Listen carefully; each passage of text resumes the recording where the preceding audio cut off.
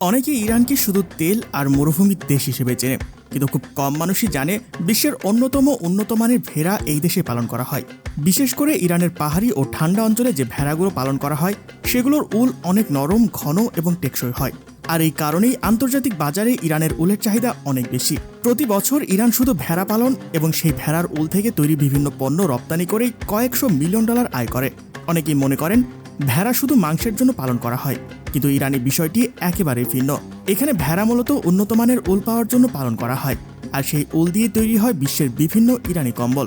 ইরানের বিভিন্ন অঞ্চলে হাজার হাজার ভেড়ার বড় বড় খামার রয়েছে। বিশেষ করে পাহাড়ি ও ঠান্ডা এলাকার খামারগুলোতে ভেড়াগুলো খুব ভালোভাবে বেড়ে ওঠে, কারণ ঠান্ডা আবহাওয়ায় ভেড়ার শরীরে আরও ঘন, শক্ত ও উন্নত মানের উল জন্মায়। তাই ইরানের খামারিরা এমন জাতের ভেড়া বেশি পালন করেন যেগুলো শরীরে লম্বা, নরম ও বেশি পরিমাণ উল জন্মায়। তবে ভেড়া পালন করার কাজ মোটেও সহজ নয়। খামারিরা প্রতিদিন ভেড়াগুলোকে পুষ্টিকর খাবার খাওয়ান, নিয়মিত তাদের স্বাস্থ্য পরীক্ষা করেন এবং এমন পরিবেশে রাখেন যাতে উলের মান কোনোভাবেই নষ্ট না হয়। কারণ উলের মান যত ভালো হবে, পরে তৈরি হওয়া কম্বলের মানও তত ভালো হবে। যখন ভেড়ার শরীরে পর্যাপ্ত পরিমাণ উল জন্মায়, তখন বিশেষ মেশিনের সাহায্যে খুব সতর্কভাবে সেই উল কেটে নেওয়া হয়। পুরো কাজটি এমনভাবে করা হয় যাতে ভেড়ার কোনো ক্ষতি না হয় বা তারা কোনো কষ্ট না পায়। বড় বড় খামারে একসঙ্গে শত শত ভেড়ার উল সংগ্রহ করা হয়। এরপর প্রতিটি ভেড়ার উল আলাদাভাবে সংরক্ষণ করা হয়, কারণ সব উলের মান একরকম হয় না।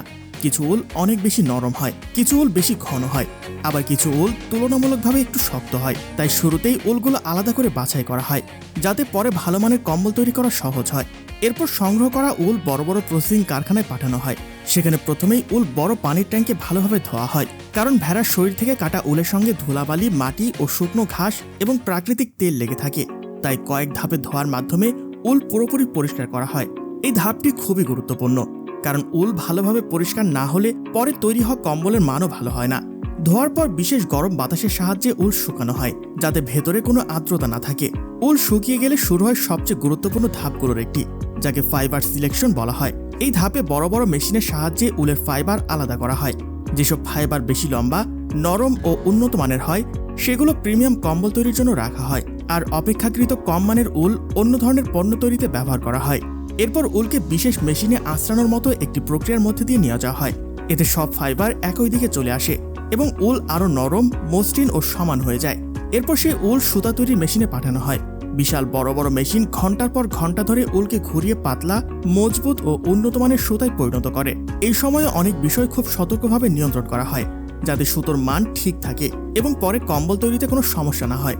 সুতা তৈরি শেষ হলে সেই সুতাগুলো রং করা হয়।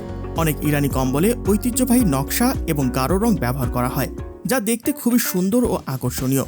কিছু কারখানায় এখনও দক্ষ কারিগররা হাতে নকশা তৈরি করেন, আবার আধুনিক অনেক কারখানায় কম্পিউটার নিয়ন্ত্রিত মেশিন ব্যবহার করে নিখুঁতভাবে নকশা তৈরি করা হয়।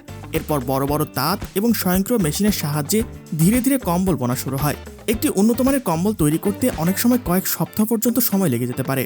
কম্বল তৈরি শেষ হওয়ার পর প্রতিটি কম্বল আলাদাভাবে পরীক্ষা করা হয়। কোথাও সুতা ছিঁড়ে গেছে কিনা, নকশা ঠিকমতো হয়েছে কিনা, কিংবা কম্বলের পুরুত্ব ঠিক আছে কিনা, সবকিছু খুব ভালোভাবে যাচাই করা হয়। এরপর বিশেষ মেশিনের সাহায্যে কম্বলকে আরও নরম করা হয়, যাতে ব্যবহার করার সময় বেশি আরাম পাওয়া যায়। সবশেষে কম্বলগুলো সুন্দরভাবে প্যাকেটজাত করা হয় এবং বিশ্বের বিভিন্ন দেশে রপ্তানির জন্য পাঠিয়ে দেওয়া হয়। ইরানি কম্বল বিশ্বজুড়ে এত জনপ্রিয় হওয়ার সবচেয়ে বড় কারণ হলো এর উচ্চমান। এই কম্বলগুলো খুব ভালোভাবে তাপ ধরে রাখতে পারে এবং দীর্ঘদিন ব্যবহার করলেও সহজে নষ্ট হয় না। বিশেষ করে ইউরোপ, মধ্যপ্রাচ্য ও এশিয়ার অনেক দেশেই ইরানের তৈরি উলের কম্বলের ব্যাপক চাহিদা রয়েছে। শীতের সময় অনেক মানুষ অন্য দেশের কম্বলের তুলনায় ইরানি কম্বলে বেশি পছন্দ করেন, কারণ এগুলো যেমন আরামদায়ক তেমনি অনেক বেশি টেকসই।